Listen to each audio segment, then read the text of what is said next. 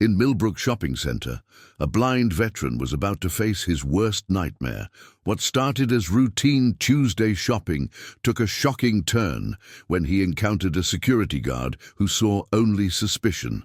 Robert "Bobby" Holland wasn't your typical patron. For 40 years, he'd navigated a world designed to exclude him, known for fierce independence despite losing his sight to Vietnam shrapnel. When Derek Voss displayed aggressive authority, Bobby had no idea he was walking into a confrontation, exposing institutional negligence. His refusal to be intimidated would lead to viral reckoning reaching government's highest levels. What began as maintaining independence became a national movement. 25 minutes later, his estranged Delta Force son arrived home. Before we jump back in, tell us where you're tuning in from, and if this story touches you, make sure you're subscribed, because tomorrow I've saved something extra special for you. Bobby Holland's fingers traced the familiar texture of the bank's deposit slip, his movements precise despite the chaos of voices around him. Ranger sat perfectly still. Beside his wheelchair, the golden retriever's presence a steady anchor in the afternoon bustle of Millbrook Shopping Center. "Mr. Holland," the teller's voice carried that particular tone Bobby had learned to recognize over the years, overly loud, overly slow, as if blindness had somehow damaged his hearing and intelligence along with his sight. "I'll need to verify your account number." "It's the same account I've had for 23 years, Mrs. Chen," Bobby replied, his voice carrying the patient authority of someone who'd spent decades teaching high school history. "But I understand you have procedures." The teller's fingers clicked across her keyboard with unnecessary force. Bobby could hear the subtle shift in her breathing, the slight huff that suggested she found his independence more inconvenient than admirable. Behind him, other customers shuffled impatiently, and he could feel their eyes on him. Some sympathetic, others annoyed at the delay his mere existence seemed to cause. "Sir, I'm going to need to see some additional identification," Mrs. Chen announced, though Bobby had just handed her his driver's license along with his bank card. "My license is right there," Bobby said, his tone remaining steady despite the familiar frustration building in his chest. "Same photo ID I've been using since before you worked here." Ranger's ear twitched, responding to the subtle tension in Bobby's voice. The dog had been trained to read emotional states as precisely as he read traffic patterns and obstacles. 3 years together had created a bond that went deeper than the typical service-animal relationship. Ranger had become Bobby's connection to a world that often seemed designed to exclude him. "I'm just following protocol, sir," Mrs. Chen replied, but her voice had shifted to that defensive tone people used when they knew they were being unreasonable, but couldn't admit it. Bobby completed his transaction with the practiced efficiency of someone who refused to let the world's condescension slow him down. As he tucked his receipt into his wallet, he caught a fragment of conversation from the teller station beside him. "Don't know why they even bother coming out alone. Dottie should have someone with them." The words stung, but Bobby had learned long ago that responding only made things worse. Instead, he guided Ranger toward the pharmacy, his mental map of the mall as detailed as any GPS system. 43 years of sight had given him enough visual memory to navigate most spaces, and the mall's layout hadn't changed much since his wife had first brought him here during his adjustment period after Vietnam. Ellen would have handled that teller differently, Bobby thought. She'd had a gift for making people understand their own prejudices without making them feel attacked. It was one of the countless ways he missed her, not just the big moments of companionship and love, but the small daily victories she'd helped him achieve through her quiet advocacy. The pharmacy proved more efficient. The young pharmacist, Danny, had learned to communicate with Bobby directly rather than through some imaginary caregiver. "Usual prescription ready, Mr. Holland. Blood pressure medication and the drops for your eyes." "Thank you, Danny." Bobby appreciated the straightforward transaction. No condescension, no extra helping hands he didn't need, just professional service. As he made his way toward the food court, Bobby's thoughts drifted to the pattern his life had settled into since Helen's death. Tuesday banking, Thursday grocery shopping, Sunday church, when he could manage the social interaction. The mall had become one of his few remaining connections to the world beyond his small apartment, a place where he could maintain the illusion of normalcy, even if that illusion came with its own set of challenges. Across the mall, Derek Voss was discovering that his afternoon was not going according to plan. "Rodriguez!" Derek's voice carried across the food court, causing several diners to look up from their meals. "What did I tell you about keeping these tables clean?" Tommy Rodriguez looked up from where he was wiping down a table that was already spotless, his expression carefully neutral. At 17, Tommy had learned that arguing with Derek only made things worse. "Yes, sir, Mr. Voss. I'll get right on it." Derek's supervisor, Janet Morrison, had pulled him aside that morning with concerns about his approach to customer service. Too aggressive, she'd said. Too confrontational. The words had hit Derek like a physical blow, confirming every fear he'd carried since washing out of the police academy. "And another thing," Derek continued, his voice rising as he spotted a group of teenagers near the GameStop entrance. "You kids need to move along. This isn't a hangout spot." The teenagers, 3 boys who couldn't have been more than 15, looked genuinely confused.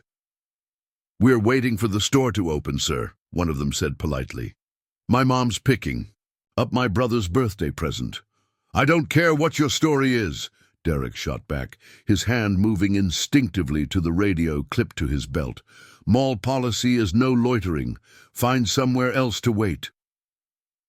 Tommy watched the interaction with growing discomfort. He'd seen Derek escalate situations like this before, turning normal teenage behavior into confrontations that served no purpose except to make Derek feel important. The teenagers weren't causing any problems. They were just kids killing time, in the way kids had always done. But Derek was already moving on, his eyes scanning the crowd for other infractions, other opportunities to assert the authority that seemed to slip through his fingers every time he tried to grasp it. His radio crackled with routine reports from other security personnel. Lost children, minor shoplifting incidents, the usual mall drama. Bobby had reached the food court by then, Ranger guiding him to their usual spot near the windows where the ambient noise was manageable. He ordered his regular coffee and sat down to rest before heading home.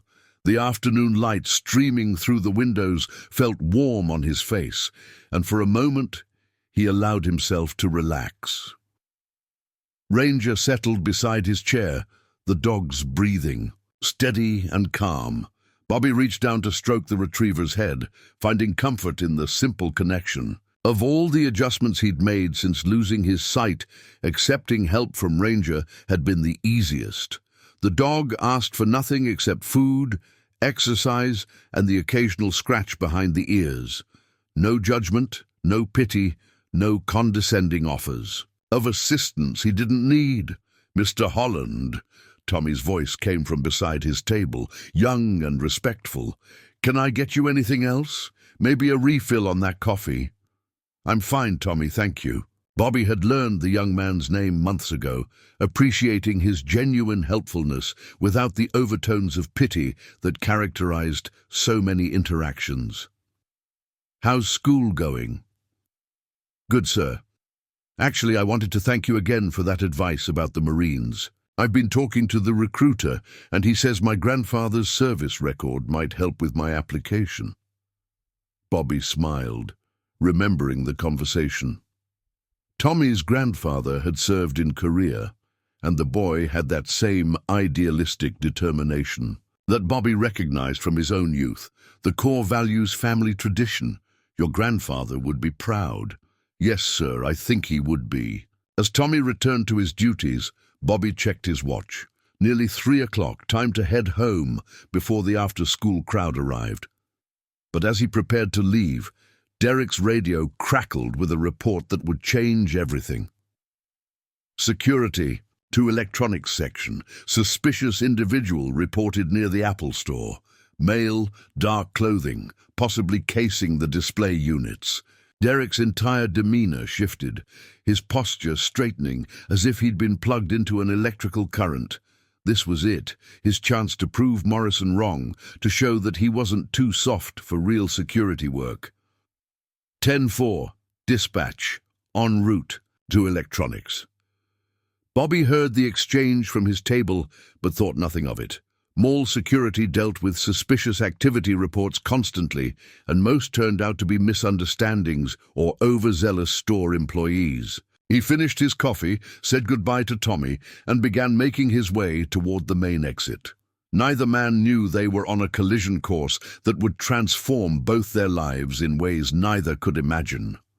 Bobby, navigating with the quiet confidence of someone who had learned to find his way in darkness, and Derek, striding through the mall with the aggressive purpose of someone desperate to prove he belonged in a uniform. The afternoon sun slanted through the mall's skylights, casting long shadows across the polished floor. Somewhere in the distance, the ambient noise of commerce continued. Conversations, footsteps, the electronic beeping of cash registers. Normal. Sounds of a normal day that was about to become anything but normal. Derek reached for his radio again, his thumb hovering over the transmit button as he spotted a figure in dark clothing moving slowly near the electronics stores. The person seemed to be taking an unusual amount of time examining the storefront. Displays and Derek's training, what little of it he remembered from his security certification course, told him this warranted investigation. He began walking faster, his sense of purpose crystallizing into something that felt almost like destiny. Derek's hand tightened on his radio as he closed the distance to the electronics section. The figure in dark clothing, a man moving slowly, methodically past each storefront, had all the hallmarks of someone casing the displays. Derek's pulse quickened as he recognized this as his moment. The chance to prove Morrison wrong about his supposedly aggressive approach. The man stopped in front of the Apple Store, his head turning slightly as if studying the iPhone display. To Derek, the behavior screamed suspicious activity. He'd seen enough training videos about retail theft to recognize the signs.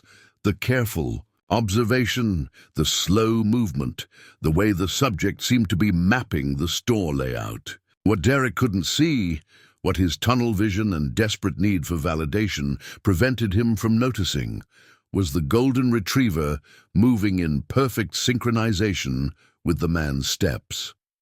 Ranger was doing exactly what he'd been trained to do, guiding Bobby safely through the crowded mall corridor, pausing when his handler needed to orient himself, maintaining the precise positioning that kept them both out of harm's way. Bobby had stopped because Ranger had indicated an obstacle, a maintenance cart someone had left partially blocking the walkway. The dog was giving Bobby time to process the change in their route, the same way he'd been trained to do at every curb, every stairway, every unexpected barrier they encountered. "Sir," Derek's voice cut through the ambient mall noise like a blade, "I need to speak with you." Bobby turned toward the voice, confused by the aggressive tone. In his experience, mall employees were usually polite, if sometimes condescending.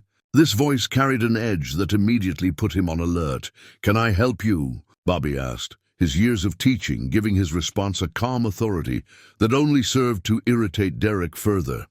"I need to see some identification," Derek demanded, moving closer. "We've had reports of suspicious activity in this area." The words hit Bobby like a physical blow. Suspicious activity. In 40 years of navigating the world as a blind man, he'd faced countless forms of discrimination, but being labeled suspicious for simply existing in public space still had the power to wound. "I'm shopping," Bobby said, his voice steady despite the familiar rage building in his chest. "I was just trying to get around that cart." But Derek was already committed to his narrative. The man's calm demeanor only confirmed his guilt. Criminals always tried to appear innocent when confronted. Derek had learned that much in his abbreviated police academy training. "Shopping for what exactly?" Derek pressed, stepping into Bobby's personal space. "You've been standing here for 5 minutes studying the display." Ranger sensed the tension immediately. The dog's training included protection protocols, and the aggressive posture of the approaching human triggered every instinct the golden retriever possessed. Ranger positioned himself between Bobby and Derek, not aggressively, but with the alert stillness of a professional assessing a threat. "My guide dog was navigating around an obstacle," Bobby explained, gesturing toward the maintenance cart. "That's why we stopped." Guide dog. The word should have instantly clarified the situation, should have made Derek reassess everything he was seeing. But Derek was too far into his power fantasy to process information that contradicted his preferred narrative. "Sure he was," Derek sneered. "And I suppose you were just admiring the new iPhone models while you were at it?" The sarcasm in Derek's voice was like a match thrown into gasoline. Bobby's patience, worn thin by decades of such encounters, finally snapped. "What exactly are you implying?" Bobby's voice carried the quiet danger of a man who'd served in combat and taught teenagers for 30 years, someone who'd learned to command respect without raising his voice. But Derek heard only defiance from someone he'd already decided was a criminal. His hand moved to his radio again. "I'm implying you need to produce some identification and explain what you're really doing here." Tommy Rodriguez had been watching the interaction from his position at the food court, and every instinct he possessed was screaming that something was going wrong. He'd seen Derek escalate situations before, but this felt different. The older man Derek was confronting wasn't some teenage troublemaker. Tommy recognized him as Mr. Holland, the polite veteran who came in every Tuesday and Thursday. "Sir, I don't have to explain anything to you," Bobby said, his voice still controlled but edged with steel. "I'm a customer in this mall and I haven't done anything wrong." That was when Derek made his fatal mistake. He reached out and grabbed Bobby's arm. The contact was sudden and unwelcome, and Bobby's instinctive reaction was to pull away. But Derek interpreted the movement as resistance, as confirmation that he was dealing with someone dangerous. Ranger's training kicked in immediately. The dog saw a threat to his handler and moved to interpose himself, a low growl rumbling in his chest. To Derek, already pumped on adrenaline and looking for justification, the dog's protective stance looked like an attack. "Get that animal under control," Derek shouted, his voice echoing across the mall corridor. "He's a service animal," Bobby said urgently, trying to de-escalate. "He's trained to protect me." But Derek was beyond reasoning. Years of frustration, of being told he wasn't good enough for a real badge, of watching his marriage fall apart and his dreams crumble, all crystallized into this moment. This was his chance to be the hero, to show everyone he had what it took to handle dangerous situations. "I said control your animal." Derek's second grab was more forceful, his hand closing around Bobby's forearm with enough pressure to bruise. That's when everything went wrong. Bobby tried to step back to create distance, but Derek's grip prevented him from moving. Ranger, seeing his handler in distress and being restrained against his will, barked once, a sharp warning that echoed through the corridor. Derek heard only aggression. In his mind, he was facing down a criminal with a potentially dangerous animal, and his training, such as it was, told him to neutralize the threat. He tackled Bobby. The impact sent both men crashing to the floor, Bobby's head striking the polished marble with a sickening sound that seemed to echo forever. Ranger yelped as Derek's knee caught him in the ribs, the dog scrambling to maintain contact with his fallen handler. The mall erupted in chaos. Shoppers screamed and scattered, children started crying, and Tommy Rodriguez found himself fumbling for his phone, his hands shaking as he started recording. Bobby lay motionless for a terrifying moment, blood seeping from a gash on his forehead, where it had struck the floor. Ranger whined and nuzzled at his handler's face, the dog's training warring with his instinct to protect. "Jesus Christ!" someone shouted. "Call 911! What the hell is wrong with you?" An elderly woman yelled at Derek, who was still kneeling over Bobby's prone form, breathing hard and trying to process what had just happened. Derek looked up at the crowd of horrified faces surrounding him, reality beginning to pierce through his adrenaline haze. The man beneath him wasn't moving. The dog was whimpering, trying to rouse his handler, and everyone was staring at Derek like he was a monster.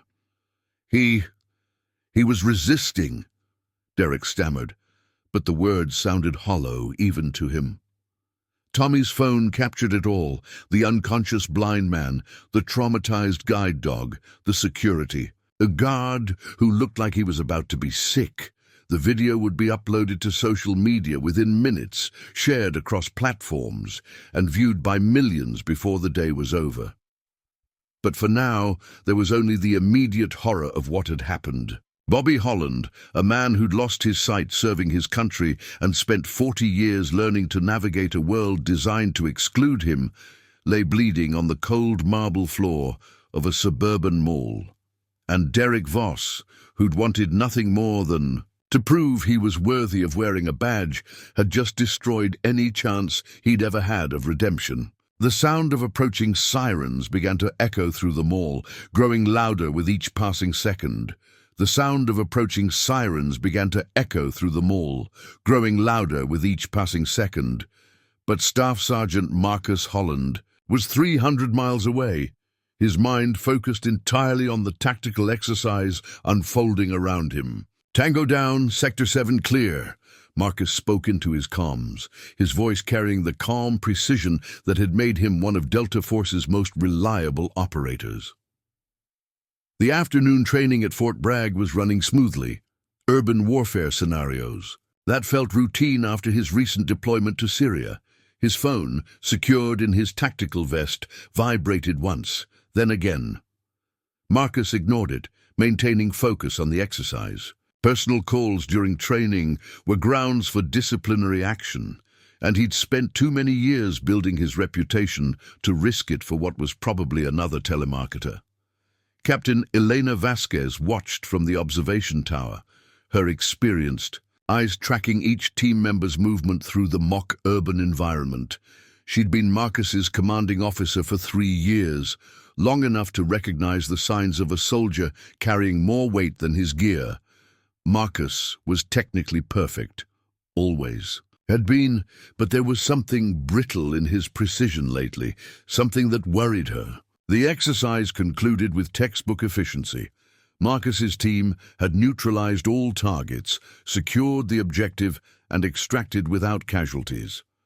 As they gathered for debrief, Marcus finally felt his phone vibrating insistently against his chest. "Holland, you're getting lit up over there," Sergeant First Class Rodriguez commented, nodding toward Marcus's vest. Marcus frowned. Multiple calls usually meant emergency. His father was the only person who had this number besides military personnel, and Bobby hadn't called him since the funeral 3 years ago. "Take 5 people," Captain Vasquez announced, sensing something was wrong. "Holland, check your messages." "Dai," Marcus pulled out his phone, seeing 7 missed calls from an unknown North Carolina number. His stomach tightened. Unknown numbers calling repeatedly usually meant hospitals or police. His hands remained steady as he dialed voicemail, but his pulse was already accelerating. "Mr. Holland, this is Dr. Sarah Kim at Carolina Medical Center. Your father, Robert Holland, has been brought to our emergency department following an assault at Millbrook Shopping Center. He's stable but has sustained significant injuries, including head trauma.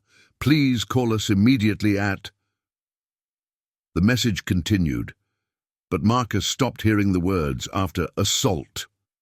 The world seemed to tilt on its axis. His father, his blind 68-year-old father, had been assaulted. The phrase kept repeating in his mind like a broken record. Holland? Captain Vasquez's voice seemed to come from a great distance. What is it? My father, Marcus managed, his voice sounding strange to his own ears. There was an incident. I need to go. Vasquez had seen that look before, the expression of a soldier who'd just received news that changed everything. Talk to me, Marcus. What happened? Assault, head trauma. He's at Carolina Medical. Marcus was already mentally calculating. Drive time, factoring in traffic and the fastest route from Bragg to the hospital. 3 hours if he pushed it, maybe 2.5. Consider yourself on emergency leave, effective immediately, Vasquez said without hesitation. Take whatever time you need. And Marcus, she waited until he met her eyes. Drive safe. Your father needs you alive. The drive to Carolina Medical Center became a journey through 3 years of carefully suppressed guilt and regret. Marcus's hands gripped the steering wheel as if it were an anchor to reality, his mind cycling. Between tactical assessment of the situation and the emotional chaos he'd spent years learning to compartmentalize. Assault. The word echoed in his head as mile markers flashed past. Who assaults a blind man? What kind of coward? Marcus forced himself to focus on the facts he knew rather than the rage building in his chest. Facts were manageable. Facts could be processed, analyzed, acted upon. But the facts led inevitably to the questions he'd been avoiding for 3 years. When was the last time he'd spoken to his father? Why hadn't he been there? What if? The memory hit him like a sniper's bullet, sudden and devastating. His mother's funeral, the weight of her casket on his shoulder, and his father standing beside the grave, looking smaller and more fragile than Marcus had ever seen him. The old man had reached out, just a simple gesture seeking comfort from his son, and Marcus had stepped away. He told himself it was because he couldn't break down, not there, not in front of everyone. He was a soldier. He had to be strong. But the truth was simpler and uglier. He couldn't bear to feel Bobby's grief on top of his own. Couldn't handle the weight of his father's need when he was barely managing his own survivor's guilt over missing Helen's final weeks. So he'd left. Returned to Bragg the day after the funeral and thrown himself into training, deployments, anything that kept him away from the responsibilities he'd been running from since he was 18. His phone rang, jerking him back to the present. Hospital number. Mr. Holland, this is Dr. Kim again. I wanted to update you on your father's condition. How is he? Marcus's voice was steady, professional, the same tone he used for situation. Reports. He's conscious and stable. Concussion, 3 broken ribs, multiple contusions. The head injury was our primary concern, but the CT scan shows no intracranial bleeding. He'll recover, but it's going to take time. What happened exactly? Marcus asked, though part of him dreaded the answer. Dr. Kim's pause was telling. He was assaulted by a mall security guard. The entire incident was filmed by a witness. Mr. Holland was doing nothing wrong. He was simply shopping with his guide dog when the guard became aggressive. The clinical language couldn't hide the anger in Dr. Kim's voice, and Marcus found himself cataloguing that detail. The doctor was personally invested, which meant the assault had been particularly egregious. I'll be there in 40 minutes, Marcus said. Mr. Holland, there's something else you should know. There are media representatives here asking questions about your father. Someone leaked that you're military, and they're treating this as a bigger story. Media. Marcus's jaw tightened. The last thing his father needed was reporters turning his trauma into entertainment. Don't let anyone near him until I get there. We're already handling that, but Marcus... Dr. Kim's voice softened slightly. He's been asking for you. He's been alone for a long time.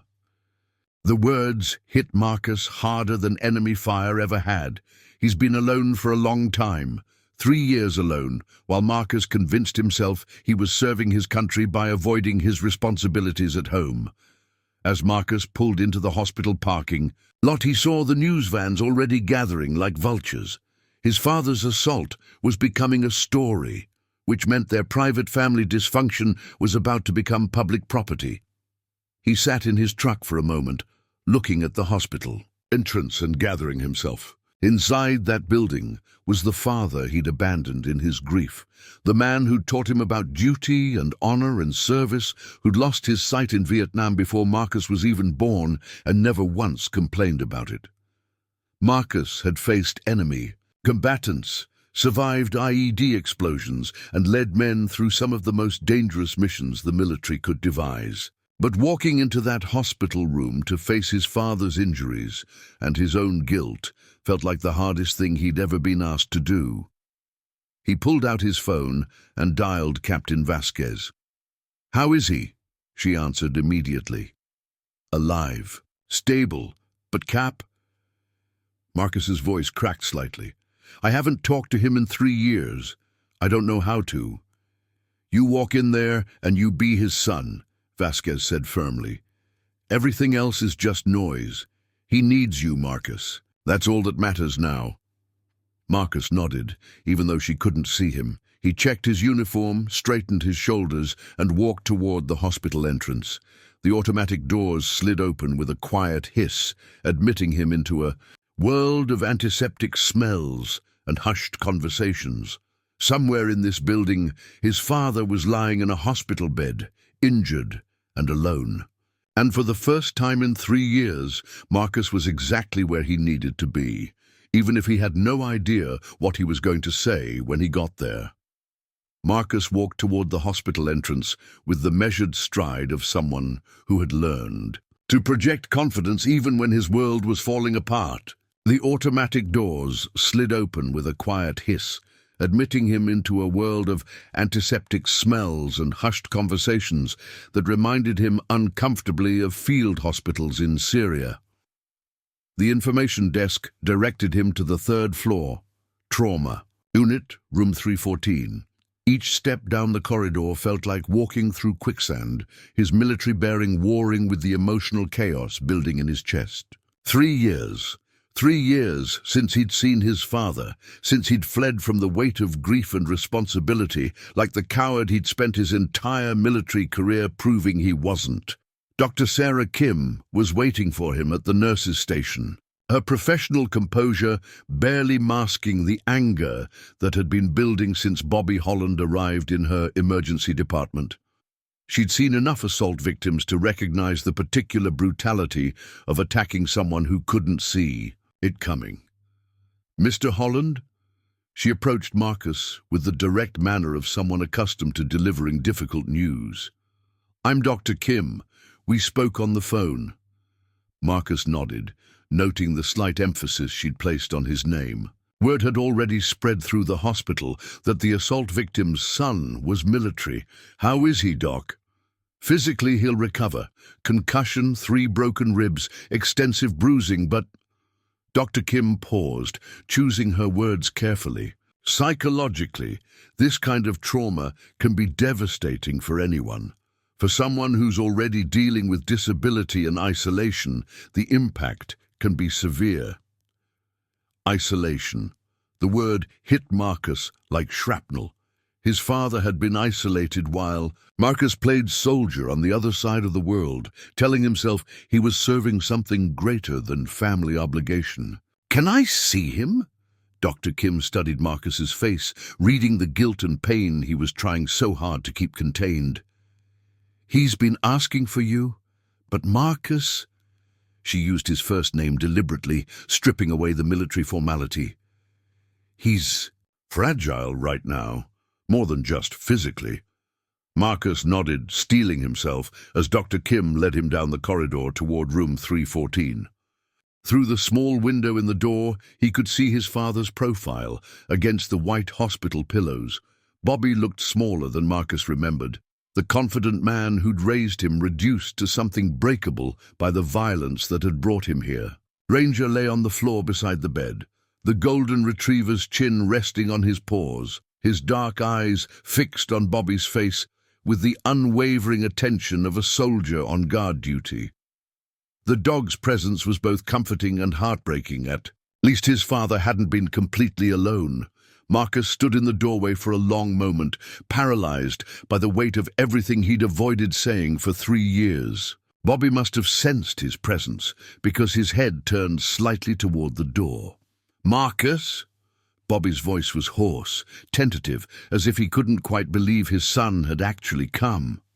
Preparing and narrating this story took us a lot of time, so if you are enjoying it, subscribe to our channel. It means a lot to us. Now back to the story. "Yeah, Dad, I'm here." The words came out rougher than Marcus intended, his throat tight with emotions he'd spent years learning to suppress. Bobby's face crumpled slightly, relief and pain and 3 years of accumulated hurt all visible in his expression. "I didn't think. The hospital said they'd called you, but I wasn't sure you'd." "Of course I came." Marcus stepped into the room, his movements careful and controlled. "You're my father." But even as he said it, both men knew it was more complicated than that. Being someone's son was about more than shared DNA or showing up during crises. It was about being present during the quiet, difficult moments when nothing dramatic was happening, but presence still mattered. Dr. Kim had followed Marcus into the room, and she watched the reunion with the clinical eye of someone who'd seen countless family dynamics play out in hospital rooms. The love was obvious, but so was the damage. These two men cared about each other, but had forgotten how to show it. "The CT scan shows no intracranial bleeding," she said, stepping into the silence before it could become too heavy. "But concussions at your father's age can be serious. He'll need careful monitoring for the next few days." Marcus nodded, grateful for the medical details that gave him something concrete to focus on. "What about his other injuries?" 3 broken ribs will heal, but they'll be painful for several weeks. The bruising is extensive but not life-threatening." Dr. Kim's voice hardened slightly. "The psychological trauma from the assault may take longer to address." "I don't need a psychiatrist," Bobby said quietly, but there was no real conviction in his voice. "I just need to go home." "Dad?" Marcus pulled a chair close to the bed, sitting down so they were at eye level. "Tell me what happened." Bobby's hands moved restlessly on the hospital blanket, his fingers finding and losing purchase on the thin fabric. "I was just shopping. Same routine I've had for months. Banking, pharmacy, coffee at the food court." His voice was matter-of-fact, but Marcus could hear the tremor beneath the words. "The security guard approached me near the electronics store, started demanding identification, accusing me of suspicious behavior." Bobby's jaw tightened. "I tried to explain that Ranger had stopped to navigate around a maintenance cart, but he wouldn't listen." Marcus felt his own hands clenching into fists and forced himself to relax. Getting angry wouldn't help his father, but the image of some rent-a-cop hassling a blind veteran was making it hard to think clearly. "He grabbed my arm," Bobby continued, his voice dropping to barely above a whisper. "When I tried to pull away, he said I was resisting. Ranger tried to protect me, and the guard." Bobby's voice broke slightly. "He tackled me, sent us both to the ground." The clinical details couldn't capture the violation Bobby had experienced. 40 years of hard-won independence, decades of proving that blindness didn't make him helpless, all destroyed in 30 seconds by some insecure fool with a badge. "The worst part," Bobby said, and Marcus could hear the shame creeping into his voice, "is that I couldn't see it coming, couldn't defend myself, couldn't protect Ranger." Marcus reached out instinctively, his hand covering his father's on the blanket. The contact was tentative at first, both men uncertain after 3 years of distance, but Bobby's fingers curled around his son's with desperate gratitude. "It's not your fault, Dad," Marcus said firmly. "None of this is your fault." "Isn't it?" Bobby's voice carried decades of accumulated frustration. "Maybe if I'd stayed home, if I hadn't been so stubborn about doing everything myself." "Stop!" Marcus's command voice cut through his father's self-recrimination. "You have every right to be in that mall. Every right to live your life without some jackass security guard deciding you're suspicious for existing while blind." Doctor. Kim watched the exchange with professional interest. The son's protective instincts were clearly engaged, and she could see the military training in his response. Assess the threat, protect the asset, neutralize the danger. But this wasn't a battlefield, and the enemy wasn't something that could be defeated with superior firepower. "There's something else," Bobby said quietly. "The young man who filmed everything, Tommy from the food court, he's been by twice to check on me. Says the video is spreading on social media." Marcus felt his stomach drop. Social media meant public attention, which meant reporters, which meant their private family trauma becoming entertainment for strangers. "How bad is it?" "I don't know. I can't exactly watch the video myself." Bobby's attempt at humor fell flat. "But Dr. Kim says it's clear what happened." A knock on the door interrupted them. Dr. Kim stepped outside briefly, returning with a grim expression. "There's a woman here from the mall's corporate office, Lisa Moreau. She says she needs to speak with both of you about a settlement offer."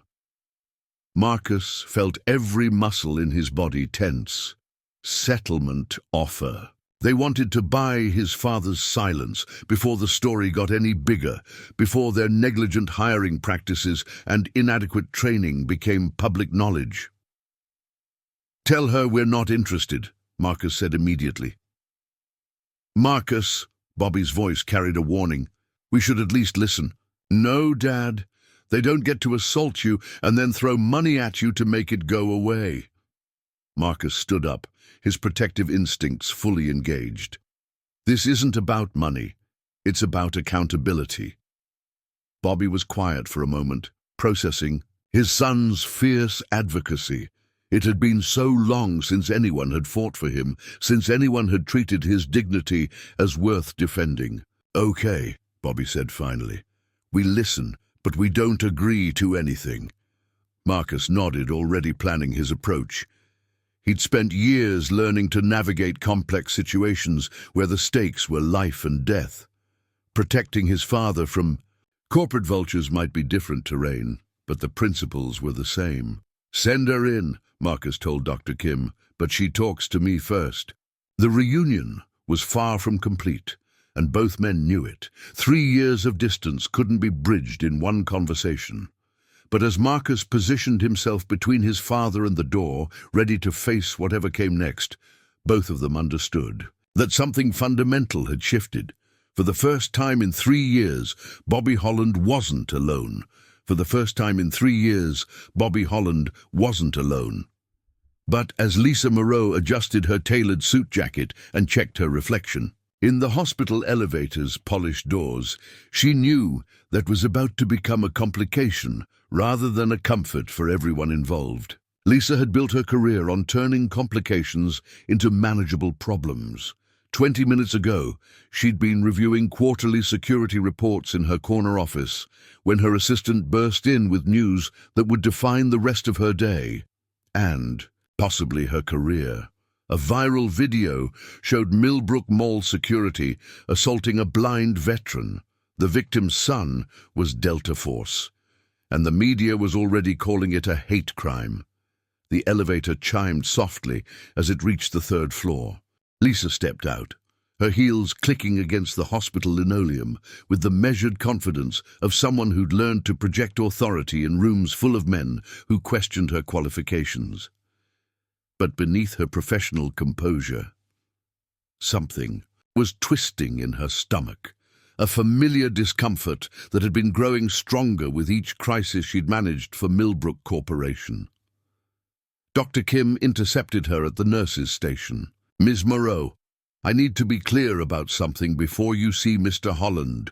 My patient has suffered significant trauma, both physical and psychological. If you do anything to worsen his condition, I'll have security remove you from this hospital."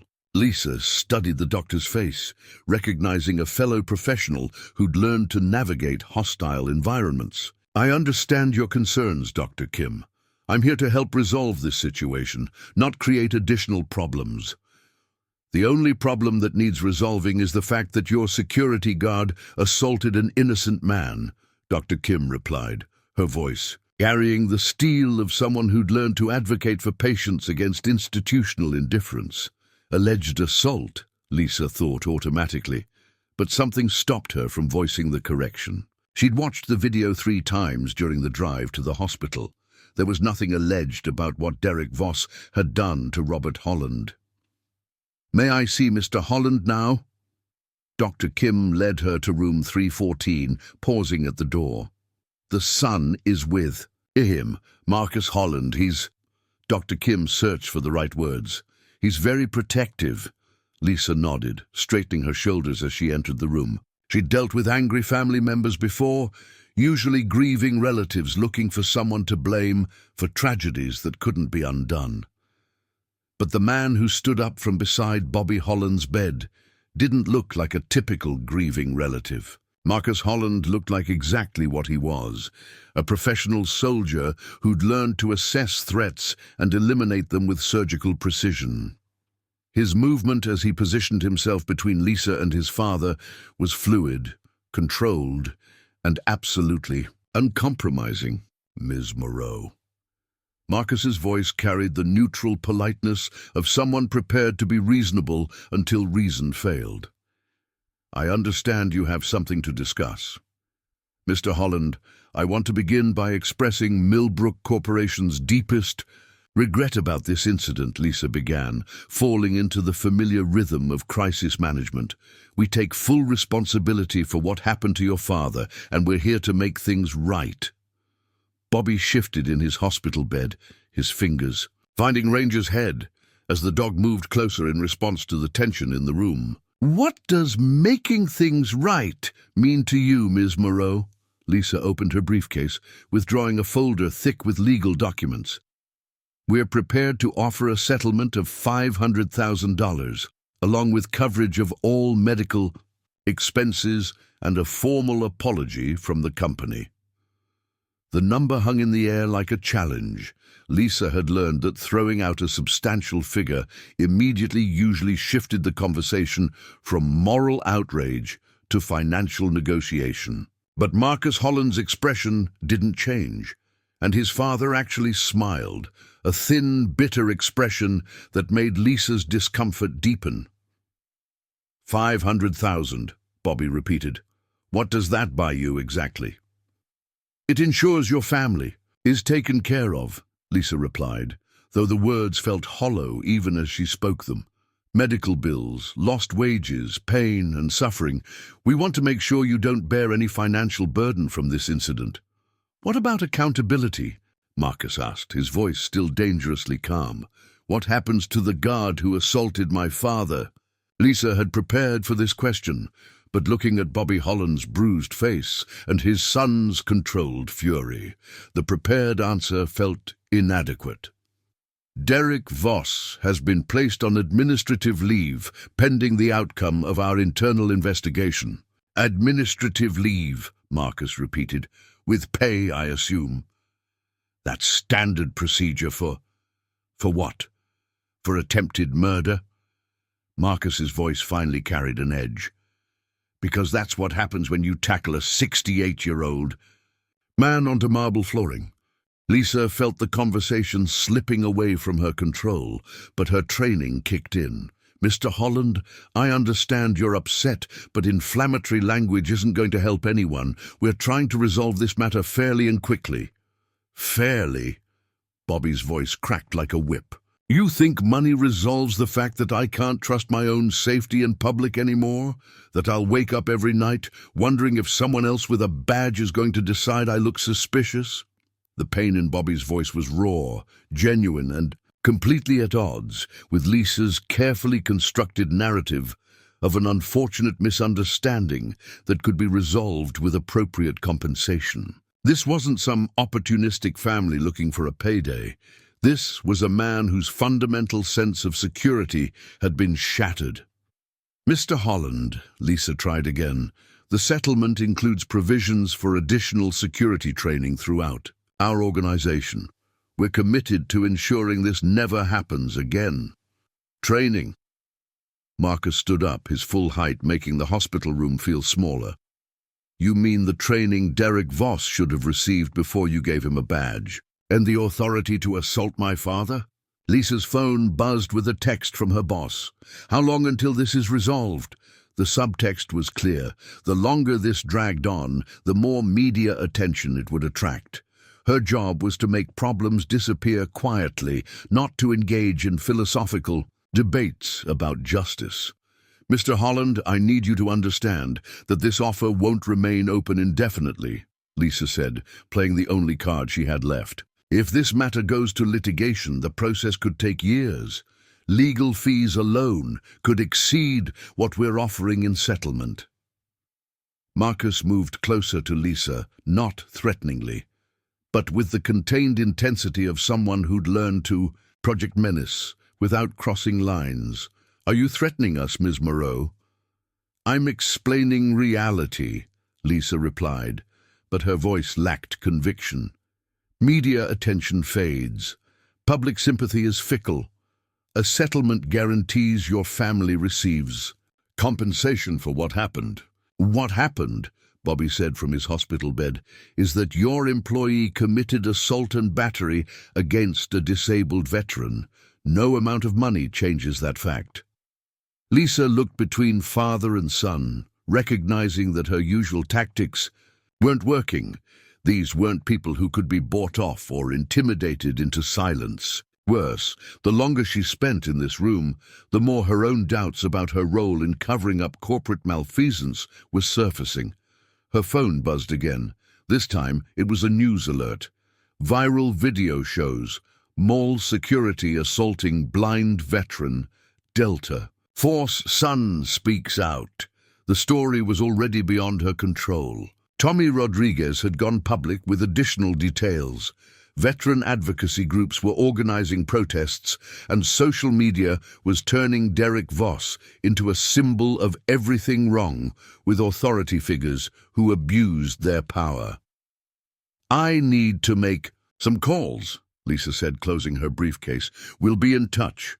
As she reached the door, Marcus's voice stopped her. Ms. Moreau, whatever you're planning, understand this. My father isn't going to be silenced. Not by money, not by threats, and definitely not by corporate lawyers who think they can make this disappear. Lisa nodded, walking out of the room with her professional composure intact, but her moral certainty in ruins. In the elevator, she dialed her boss's number, already knowing the conversation would be difficult. Richard, it's Lisa. We have a problem. The Holland family rejected our settlement offer. Then make a better offer. It's not about money, Lisa said, watching the floor numbers descend. They want accountability. They want Derek Voss prosecuted. And honestly, after seeing what he did to that man, I'm starting to think they're right. The silence on the other end of the line told Lisa everything she needed to know about where her loyalties were supposed to lie. But as the elevator reached the lobby, and she walked past the news vans gathering in the parking lot, she couldn't stop thinking about Bobby Holland's words. No amount of money changes that fact. For the first time in her career, Lisa Moreau was beginning to wonder if making problems disappear was the same thing as solving them. For the first time in her career, Lisa Moreau was beginning to wonder if making problems disappear was the same thing as solving them. But Judge Patricia Blackwood had no such luxury of philosophical doubt as she reviewed the emergency restraining order petition that had just landed on her desk at 6:47 p.m. on what should have been a quiet Thursday evening. The federal courthouse was nearly empty, most staff having departed hours ago, but Patricia had learned long ago that justice didn't operate on a 9-to-5 schedule. Emergency motions, restraining orders, and the urgent business of protecting people from immediate harm often arrived when the rest of the world was settling in for dinner. She'd been reviewing case law for tomorrow's docket when her clerk knocked, and entered with an apologetic expression. Your Honor, we have an emergency petition. Assault case involving a disabled veteran. The video it's bad. Patricia had watched the video twice, her jaw tightening with each viewing. 40 years on the bench had shown her every variety of human cruelty, but there was something particularly enraging about watching a blind man being brutalized by someone in uniform. The casual violence, the complete disregard for Bobby Holland's vulnerability, the way Derek Voss had turned his badge into a weapon, it all reminded her of cases she'd hoped never to see again. Now, as attorneys filled her courtroom for the emergency hearing, Patricia found herself thinking about her father.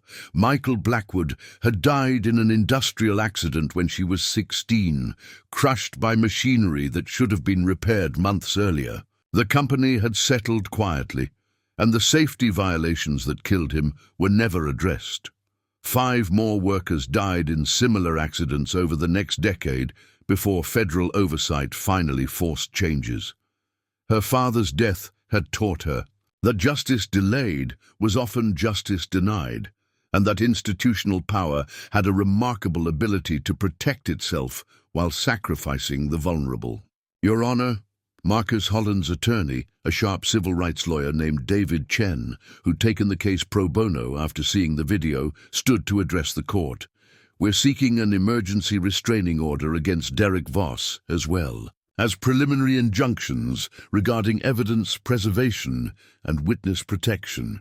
Across the aisle, Derek's court-appointed attorney, a tired-looking public defender named James Walsh, shuffled through papers with the weary resignation of someone who knew he was defending the indefensible. Behind him, Derek sat slumped in, his chair, his security uniform replaced by an ill-fitting suit that made him look younger and more pathetic than threatening. Mr. Chen, Patricia said, I've reviewed the video evidence and medical reports. What specific threats to your client's safety are you alleging? Your Honor, Mr. Voss has made statements to co-workers expressing anger about the incident becoming public. Given his history of excessive force complaints and his access to weapons through his security position, we believe Mr. Holland faces continued danger. Patricia turned to the defense table. Mr. Walsh, what's your client's response to these allegations? Walsh stood reluctantly. Your Honor, my client maintains that he was following proper security protocols when he encountered what he believed to be suspicious behavior. The incident was a tragic misunderstanding, not a deliberate assault. The words hung in the courtroom like a challenge to basic human decency. Patricia had read Derek's statement, a rambling justification that painted him as the victim of a blind man's aggressive resistance and a guide dog's threatening behavior. Mr. Walsh, Patricia's voice carried the edge that lawyers had learned to fear over 4 decades of practice. Are you seriously arguing that a 68-year-old blind man posed a security threat that justified the use of force I witnessed in that video? Your Honor, my client was forced to make split-second decisions based on the information available to him at the time. The information available to him, Patricia interrupted, included the presence of a clearly marked guide dog and a man who was obviously visually impaired. What split-second decision justified tackling someone who couldn't see the attack coming? Walsh had no answer that wouldn't make his client's position worse. In the gallery, Tommy Rodriguez sat with his mother, both of them having driven to the courthouse as soon as they heard about the hearing. Tommy's video had already been viewed over 2 million times, and the teenager was struggling with the weight of sudden internet fame and the harassment that came with it. Mr. Chen, Patricia continued, what evidence preservation are you concerned about? Your Honor, Millbrook Corporation has a history of destroying security footage and personnel records after incidents involving excessive force. We're requesting that all surveillance footage, employment records, and internal communications related to Mr. Voss be preserved and turned over to the court. Patricia looked toward the corporate counsel table, where Lisa Moreau sat beside. A team of expensive lawyers from the firm that handled Millbrook's litigation. Lisa looked uncomfortable, her usual professional composure strained by the day's events. Ms. Moreau, as the corporation's representative, do you object to preserving evidence related to this case? Lisa stood slowly, aware that her answer would be scrutinized not just by the court, but by her own superiors. Your Honor, Millbrook Corporation has always cooperated fully with legal proceedings. We have no intention of destroying any relevant evidence. That's not what I asked, Patricia said sharply. Do you object to a court order requiring evidence preservation? The question forced Lisa to choose between corporate liability and basic honesty. She thought about Bobby Holland lying in that hospital bed, about the shame in his voice when he described being unable to protect himself or his dog. No, Your Honor, we do not object. The admission sent ripples through the corporate legal team, and Lisa could feel their disapproval like a physical weight. But she'd reached a decision during her elevator ride earlier. Some fights weren't worth winning. Marcus sat in the gallery with Dr. Kim, who had driven to the courthouse after her shift ended. The doctor had insisted on attending, feeling a responsibility to advocate for her patient that went beyond normal medical care. Dr. Kim, Patricia addressed her directly, you've examined Mr. Holland's injuries. In your medical opinion, what's his condition? Dr. Kim stood, her voice carrying the authority of someone who'd spent years fighting for patients against institutional indifference.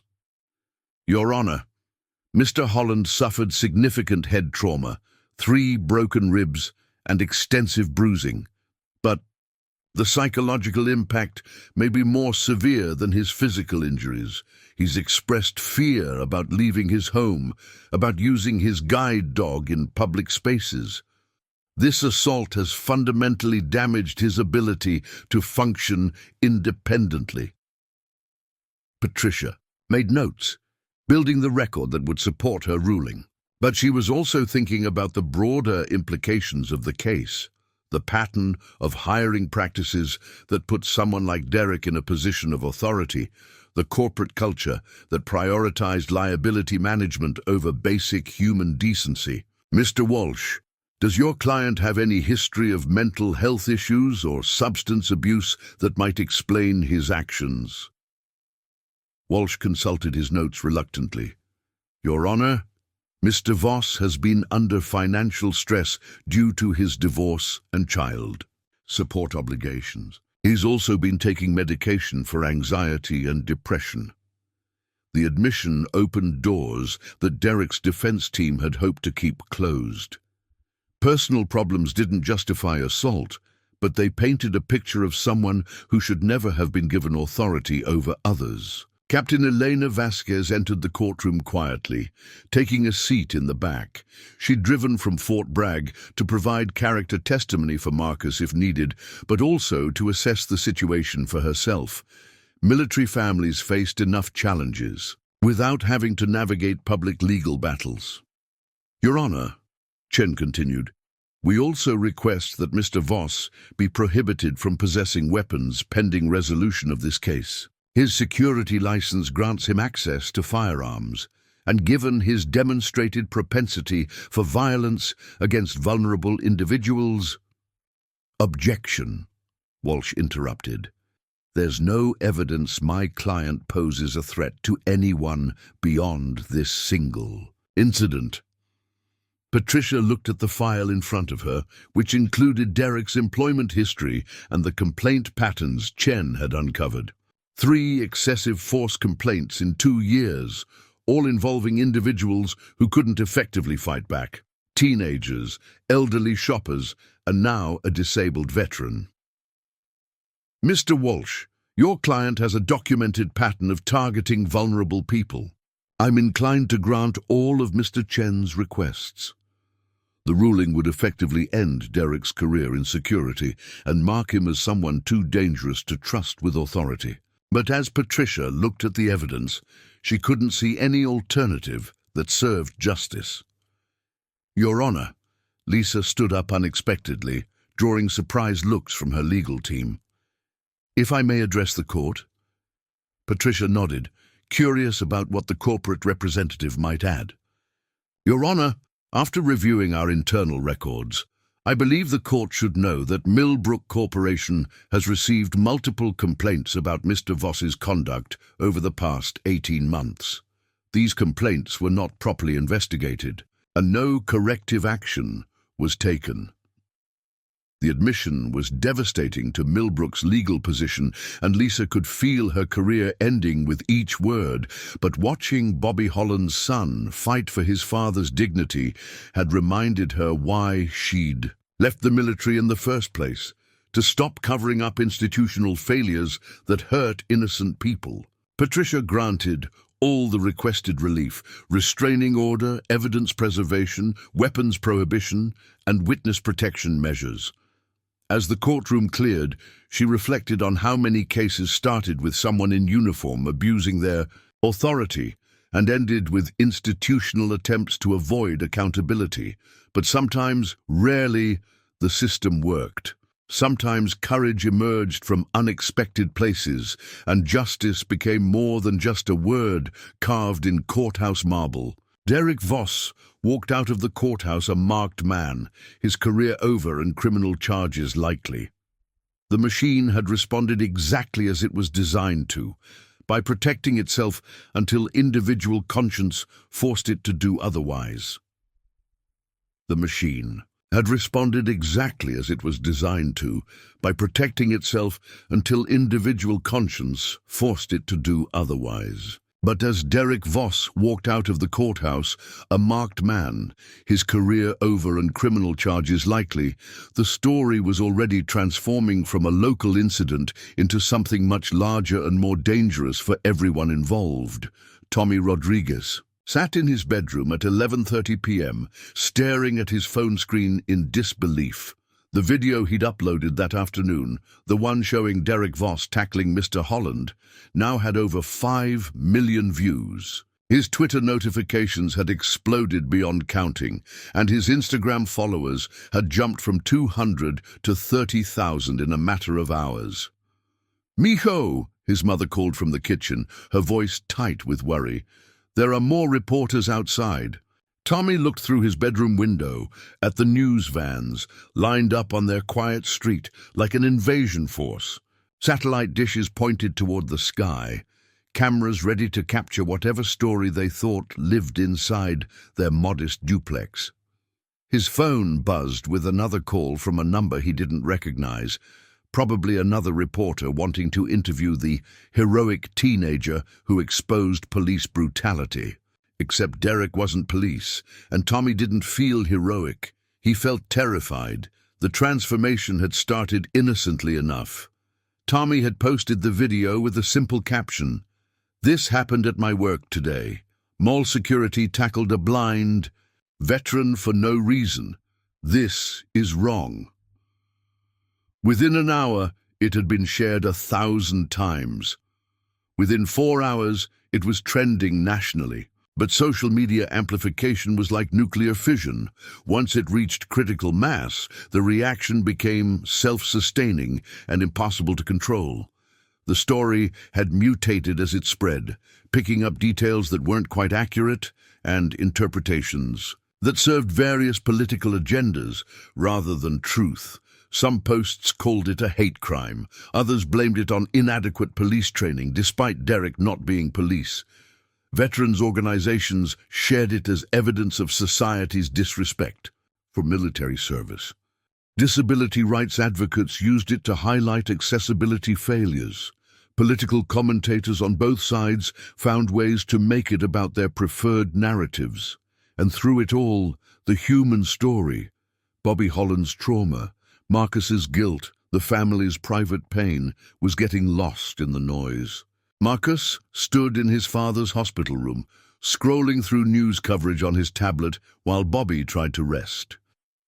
The stories were multiplying faster than he could read them, each outlet adding its own spin to the basic facts. Delta Force, Son seeks justice for assaulted veteran father. Mall security gone wrong when authority becomes abuse. Disabled veteran brutally attacked in shocking video.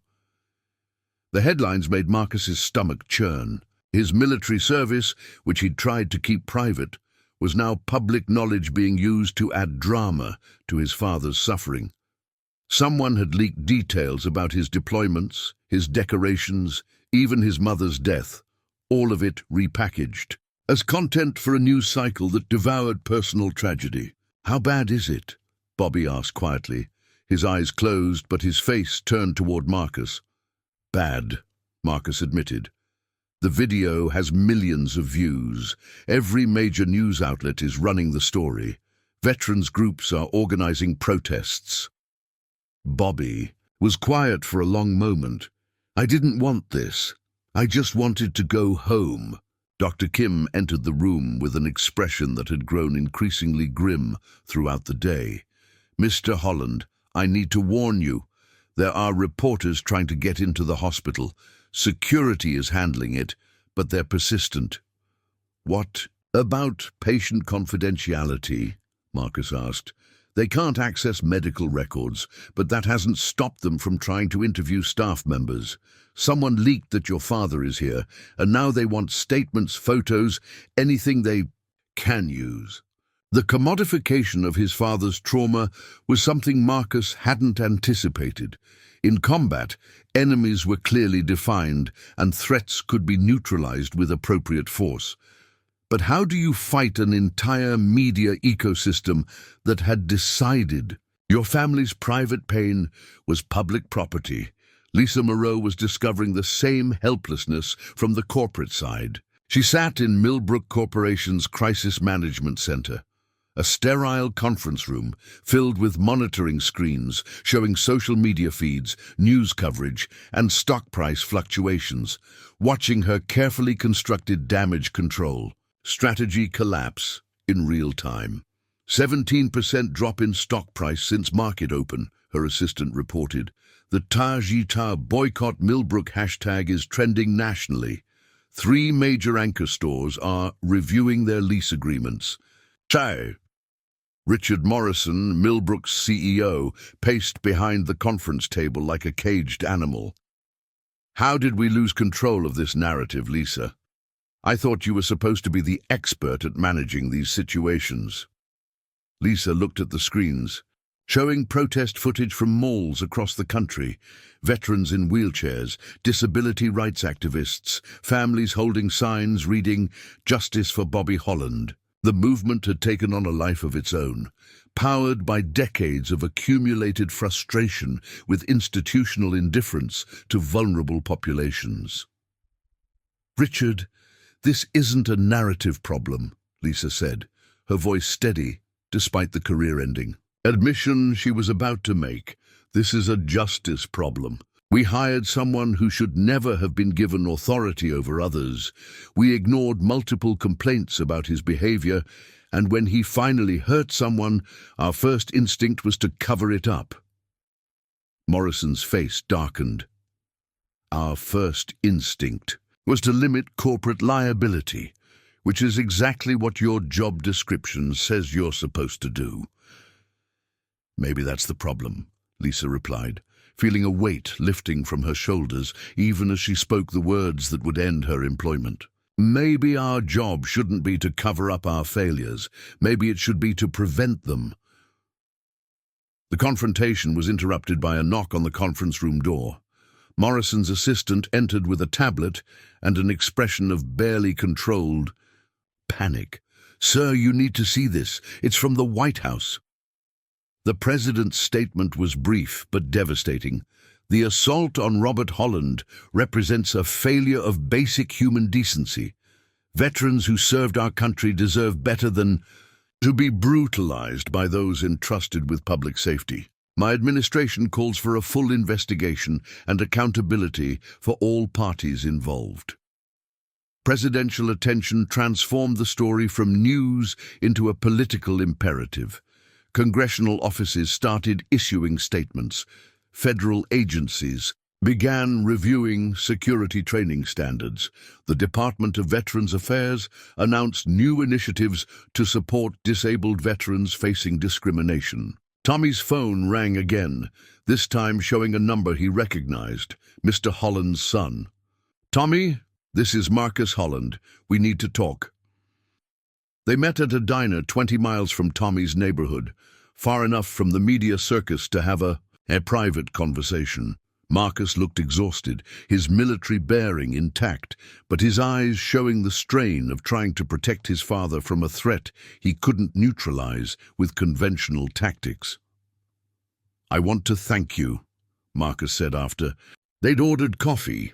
"What you did, recording that video, going public, it was brave." Tommy shook his head. "I don't feel brave. I feel like I started something I can't control." "You didn't start it," Marcus replied firmly. "Derek Voss started it when he decided. My father looked suspicious for existing while blind. You just made sure the truth couldn't be buried. But now everyone's using it for their own agenda," Tommy said, his voice cracking slightly. "Politicians are making speeches about your dad's assault to score points. News shows are analyzing the video like it's a football play. Nobody seems to care about Mr. Holland as a person." Marcus nodded, understanding the teenager's frustration. "That's the price of justice sometimes. The truth gets messy when it becomes public. But Tommy, without that video, Derek would still be working, still targeting vulnerable people. My father would be just another disabled veteran who got roughed up by security and had no way to prove it." "What happens now?" Tommy asked. Marcus was quiet for a moment, thinking about his father lying in that hospital bed, traumatized and afraid to return to the world that had betrayed him so violently. "Now we make sure the attention serves a purpose," Marcus said finally. "We make sure this leads to changes that protect other people like my father. We make sure Derek's victims know they weren't forgotten." Outside the diner, the world continued its digital conversation about Bobby Holland's assault, but inside, two people who'd been thrust into unwanted prominence were figuring out how to use their platform responsibly. The viral moment was beyond their control, but the meaning they gave it, that was still up to them. The viral moment was beyond their control, but the meaning they gave it, that was still up to them. 3 weeks after Tommy Rodriguez had filmed 30 seconds that changed everything, all the principal players found themselves converging on the Millbrook Corporation headquarters for what would be either a final settlement negotiation or the beginning of a very public legal war. Lisa Moreau stood in the lobby of the building where she'd worked for 6 years, feeling like a stranger. Her corporate access card had been deactivated that morning, her office cleared out, her career as a damage control specialist effectively over. But instead of the devastation she'd expected to feel, there was something that might have been relief. She carried a briefcase containing documents that would destroy any remaining corporate defense, internal emails showing executives knew about Derek's history, training records that revealed systematic shortcuts in security certification, and performance reviews that highlighted the company's willingness to overlook violent tendencies as long as they didn't create liability. Marcus pushed his father's wheelchair through the same lobby doors, both men silent as they navigated the corporate environment that felt more hostile than any battlefield Marcus had encountered. Bobby's physical injuries were healing, but the psychological wounds remained raw. This was his first time leaving the house since the hospital, and every unfamiliar sound made him tense. Ranger walked beside the wheelchair with heightened alertness, the guide dog sensing his handler's anxiety and scanning for threats with an intensity that reflected their shared trauma. The dog had been having nightmares too, whimpering and thrashing in his sleep as he relived the moment when his training to protect had failed to prevent harm to the person he was meant to guard.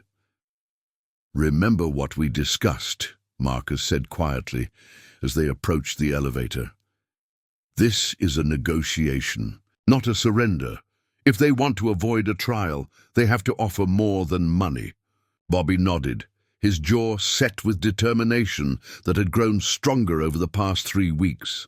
The viral attention had been overwhelming, but it had also connected him with other veterans who'd faced similar discrimination, disability rights, advocates who understood his struggle, and ordinary people who'd reached out with simple messages of support that had slowly rebuilt his faith in human decency.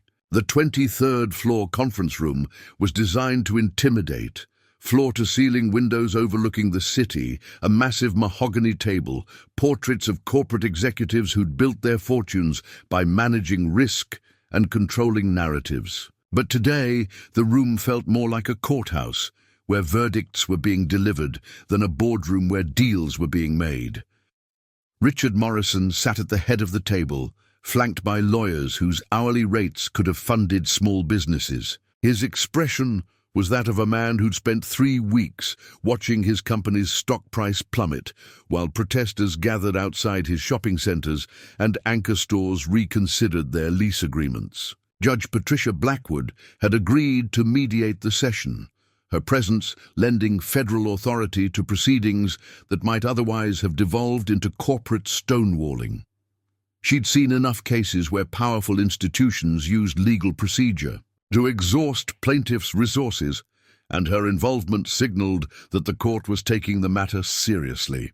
"Before we begin," Judge Blackwood announced, "I want to establish the parameters of this discussion. Mr. Morrison, your company is facing federal civil rights violations, state criminal charges against your employee, and potential systemic changes to security training requirements nationwide. This isn't just about compensating Mr. Holland, it's about preventing future incidents." Morrison's lead attorney, a sharp-faced woman named Catherine Wells, leaned forward. "Your Honor, while we acknowledge the unfortunate nature of this incident, we maintain that Mr. Voss was acting outside the scope of his employment when he—" "Counselor," Judge Blackwood's voice cut through the prepared statement like a blade. "I've reviewed the discovery materials. Your client knew Mr. Voss had multiple excessive force complaints and took no corrective action. That's not rogue employee behavior, that's institutional negligence." Lisa felt the moment building like the approach of a thunderstorm. She'd spent years in rooms like this, watching executives deploy legal technicalities to avoid accountability, while victims were ground down by process and procedure. But this time, she was sitting at the other table. "Your Honor," Lisa said, standing up despite surprised looks from her former colleagues, "there's something the court should know." She opened her briefcase and withdrew a thick folder. "These are internal communications showing that Millbrook Corporation received 15 complaints about Mr. Voss's conduct over 18 months. Each complaint was dismissed without investigation. In at least 3 cases, complainants were told they could be charged with trespassing if they pursued the matter further." The documents hit the table like a bomb detonating. Morrison's face went white as he recognized emails he'd personally sent, directives to manage complaints about security personnel rather than address the underlying behavior patterns. "Furthermore," Lisa continued, her voice gaining strength, "these training records show that Mr. Voss never completed the de-escalation certification required by state law. His employment file contains a psychological evaluation from his police academy training that specifically flagged concerns about his suitability for any position involving authority over others." Marcus watched the corporate defense crumble in real time, but his focus remained on his father. This wasn't about revenge. It was about ensuring that no other veteran would face what Bobby had endured. "Mr. Morrison," Marcus said, his voice carrying the calm authority of someone accustomed to high-stakes negotiations, "let's discuss what accountability actually looks like." Bobby straightened in his wheelchair, finding his voice after weeks of feeling victimized by circumstances beyond his control. "I didn't come here for your money, Mr. Morrison. I came here because what happened to me will happen to someone else unless you change how you do business." The room fell silent as the weight of Bobby's words settled over the proceedings. This wasn't a typical settlement negotiation where lawyers passed liability and calculated damages. This was a confrontation between institutional power and individual conscience, between corporate profit and basic human dignity. "What do you want?" Morrison asked finally, his corporate bluster replaced by the weariness of someone who recognized an unwinnable position. Bobby leaned forward, his blind eyes fixed on the general direction of Morrison's voice. "I want you to admit what your employee did was wrong. I want you to change your hiring and training practices so this doesn't happen again. I want you to create a fund for other victims of security misconduct, and I want Derek Voss prosecuted to the full extent of the law." "And if we refuse?" Morrison asked. Marcus smiled, but there was no warmth in it. "Then we go to trial." Tommy Rodriguez testifies about what he witnessed. Dr. Kim explains my father's injuries. Captain Vasquez describes the impact on military families. And every day of testimony gets broadcast to the same social media audience that's already cost you millions of dollars in stock value.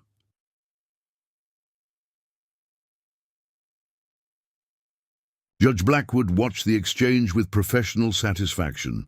This was how the system was supposed to work. When institutional power met individual courage, justice became possible. "Mr. Morrison," she said, "you have a choice to make. You can fight this case and likely lose everything, or you can accept responsibility and help create meaningful change. But the days of buying silence and avoiding accountability are over." Morrison looked around the table at the lawyers who'd promised they could manage the crisis, at the executives who'd enabled a culture of negligence, at the documents that proved their institutional failure.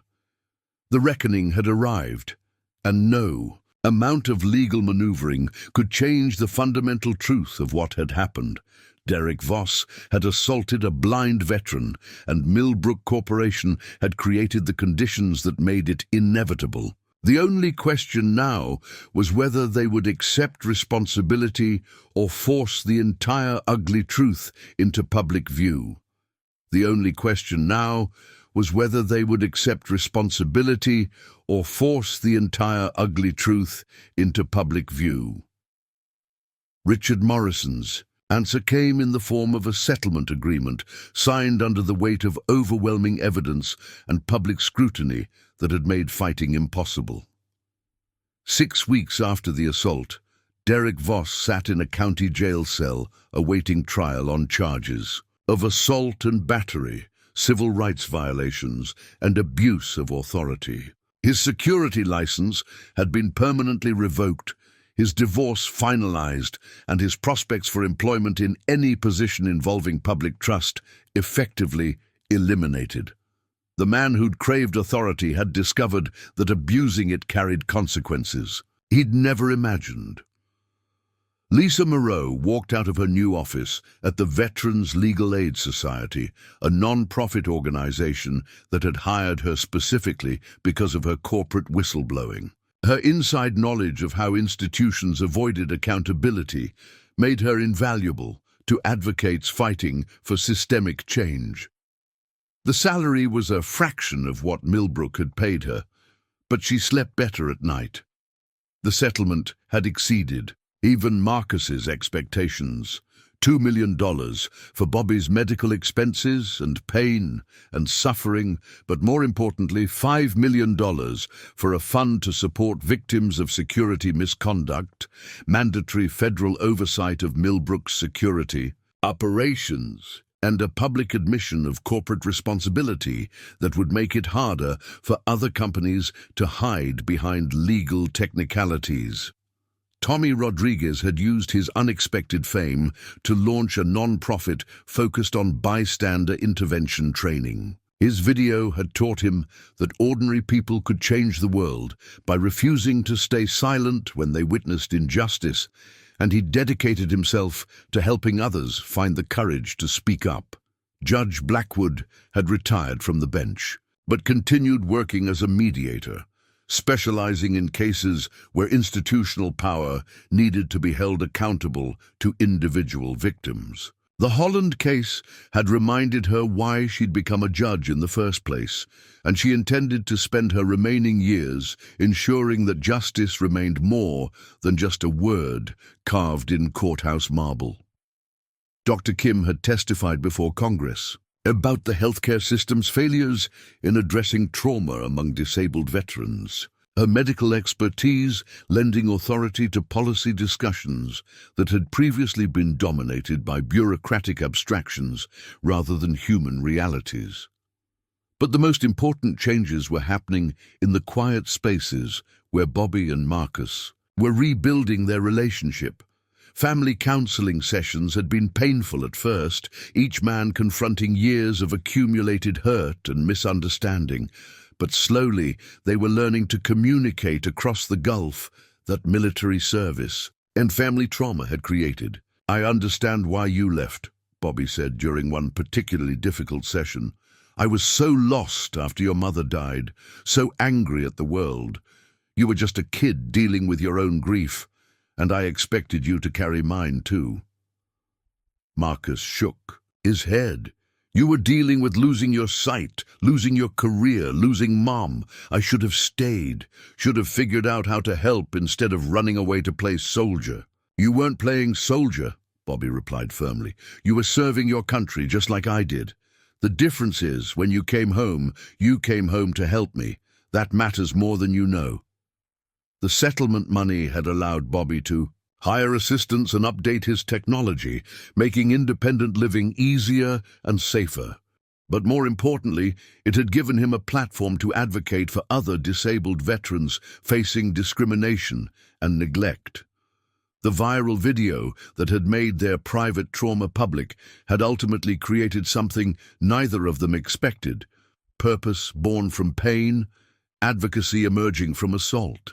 Change was coming, slowly but surely. Change was coming, slowly but surely. 6 months after the assault that had shattered Bobby Holland's world and forced his son to confront years of buried guilt, father and son walked through the entrance of Millbrook Shopping Center together, not as victims returning to the scene of their trauma, but as advocates monitoring the implementation of reforms that bore Bobby's name. The Holland Security Reform Initiative had transformed the mall beyond recognition. Where Derek Voss had once prowled with unchecked authority, a new generation of security personnel moved with professional restraint, their training emphasizing de-escalation, disability awareness, and respect for all patrons regardless of their appearance or perceived vulnerability. "Mr. Holland!" Tommy Rodriguez jogged over from his position near the information desk, his community college security badge gleaming on his uniform. The scholarship fund established by the settlement had allowed him to pursue criminal justice studies, while working part-time coordinating veteran support programs at the mall. "Tommy," Bobby smiled, extending his hand. "How's the new job treating you?" "Better than food court duty," Tommy grinned, "though I miss our Tuesday conversations. How are you feeling about being back here?" Bobby paused, processing the question honestly. The familiar sounds of the mall, conversations, footsteps, the electronic beeping of transactions, no longer triggered the anxiety that had plagued him for months after the assault. "Different," he said finally. "Better. Like this place belongs to everyone again, not just to people who look like they belong." Ranger moved beside Bobby with calm confidence, his anxiety from the trauma mostly resolved through patient work with veterinary behavioral specialists. The guide dog had learned to trust public spaces again, just as his handler had. Lisa Moreau approached from the administrative offices, her new role as Director of Community Relations for the Veterans Legal Aid Society having brought her back to monitor compliance with the settlement agreement. "Bobby, Marcus, glad you could make it for the memorial dedication." Near the main entrance, a small but significant plaque had been installed. in memory of all veterans who have faced discrimination and in honor of those who fight for justice, dedicated to the principle that every person deserves dignity, respect, and safety in public spaces. Dr. Kim joined them, having driven from the hospital during her lunch break. Her testimony before Congress had led to new federal guidelines for treating assault-related trauma in disabled patients, and she'd maintained her advocacy for Bobby even after her medical care had ended. "The physical therapy is going well," she asked, noting Bobby's improved posture and movement. "Everything's healing," Bobby replied, "both the visible wounds and the invisible ones." Marcus stood slightly apart, watching his father interact with the people who'd become his extended family through shared struggle. The guilt that had driven him away after his mother's death was still there, but it had transformed from a source of avoidance into motivation for continued service. "You know what I've learned?" Bobby said, addressing the small group that had gathered around him. "Sometimes the worst things that happen to us become the doorway to the best things we can do for others." Derek Voss had been sentenced to 18 months in prison and ordered to complete anger management and disability sensitivity training. Upon release, he would be prohibited from any position involving authority over others. His letter of apology remained unopened in Bobby's desk drawer. Forgiveness was a process, not a destination. The memorial service dog training demonstration began in the Central Court, with Ranger serving as an honorary participant. Families with children watched as trainers explained the importance of never distracting or interfering with working animals. "Dad," Marcus said quietly, "are you ready to head home?" Bobby shook his head, smiling. "Not yet. I want to watch the demonstration. Want to see what we built here." As they settled onto a bench to observe the training session, Bobby reflected on the journey that had brought them to this moment. The assault had stolen his sense of safety, but the fight for justice had returned something more valuable: purpose, community, and a son who'd learned that coming home meant more than just geographic proximity. The mall bustled around them with its usual commercial energy, but underneath the ordinary transactions and routine interactions was something new. The recognition that dignity was not negotiable, that vulnerability deserved protection, and that sometimes justice required ordinary people to do extraordinary things. Marcus pulled out his phone to call Captain Vasquez, updating her on their advocacy work and the continuing success of the veteran support programs they'd established. His military service had taught him to fight for his country. His father's assault had taught him to fight for his family and community. "What's next?" Marcus asked as the demonstration concluded. Bobby stood, Ranger moving smoothly into position beside him. "Next, we go to Atlanta. The airport security incident there needs witnesses who understand what systematic change looks like." They walked toward the exit together. Three figures, man, son, and dog, who had learned that the greatest victories weren't won on battlefields, but in the quiet moments when people chose courage over comfort, justice over convenience, and each other over isolation. Behind them, the mall continued its daily business under policies that would protect countless future visitors who would never know Bobby Holland's name, but would benefit from his refusal to let injustice stand unchallenged. The automatic doors slid open, and they stepped into afternoon sunlight, ready for whatever came next. Up next, you've got two more standout stories right on your screen. If this one hit the mark, you won't want to pass these up. Just click and check them out. And don't forget to subscribe and turn on the notification bell so you don't miss any upload from us.